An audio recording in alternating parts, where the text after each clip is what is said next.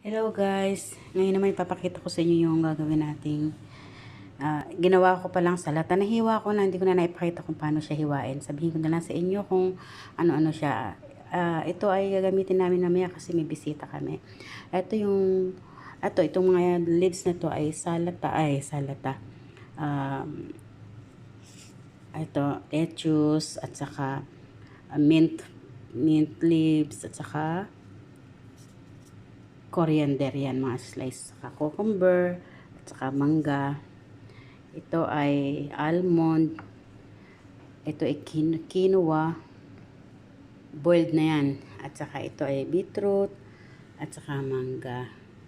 Mamaya pagsasama-samahin lang to, hindi pa kasi pwedeng pagsama-samahin ngayon kasi mamaya pa kakainin. Kailangan pag pinaghalo-halo yung isa-serve na. Pero ito okay lang na magkasama-sama na siya. Ito guys, pasensya na hindi ko na naipakita kung paano hiwain. Ito nilaga muna to. Nilaga ko muna to bago ilalagay dito. Pero in-slice ko muna siya bago nilaga. Ito naman, binold ko din to ng 20 seconds. Ayan. Ito sabi nung madam ko, ito daw.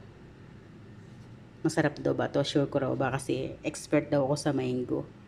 Dahil sa Pilipinas daw maraming mangga. Sabi ko, ako ba nasa loob ng mangga? Malalaman ko ba yan? Sige guys. Thanks guys for watching.